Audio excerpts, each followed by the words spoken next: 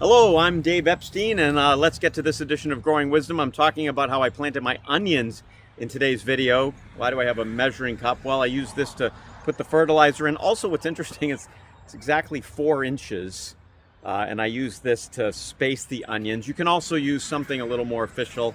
I got this at Johnny's a while ago, and 6 inches here. So another good way to kind of make sure you're getting those rows nice and even. You can see they're next to the garlic. Let me show you how I did it. So we're going to plant the onions, and we need a 20-inch wide row. So you see you've got watering, then there's your onions, then you've got about 10 inches into the middle of the furrow, and then your next set of onions there. So if you think about that, that's 2, 8, 12, 18, 20. And so there's your onions, which are spaced about 18 inches apart. Just about. Now, that's the rows. Each onion we're going to plant anywhere from 2 to 4 inches apart. 2 inches if you want to use them as green onions in the middle, but if you want to just leave them, then just 4 inches, right? So planting 4 to 6 weeks before our estimated first freeze. Plant the onions 1 inch deep and 6 inches away from the center of the trench. This will leave about 2 to 4 inches either side of the bed and watering space. Plants 4 inches apart down the row to allow for adequate space for each plant. So that's how we're going to do it, and we get the fertilizer. So this is the planting guide, which I really like, that we got from our onion supplier. Here's my garlic, which went in October.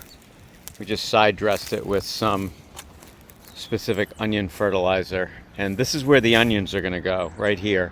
So we're going to leave a foot between this row and the first row of the onions, and then we'll leave space between the first row of the onions and the second row of the onions. We're going to put the fertilizer down the middle, and this will be sort of the alum area. We'll do something else with that over there. That's actually arugula and claytonia, which seeded in, and I've just been harvesting it, and got some other stuff coming up there. That is sorrel and some kale from last year.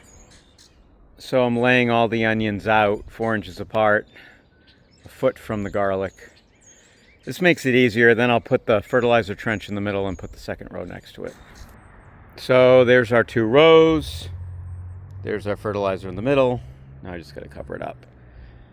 By the way, I will weed this area because you want to keep this as weed-free as possible. This is the fertilizer I used on the onions. Now that's actually where I got the onion plants, by the way, Dixondale Farms. You can Google that. I know this is a mess. I should have filmed this before I put it in, but obviously this is not performative here.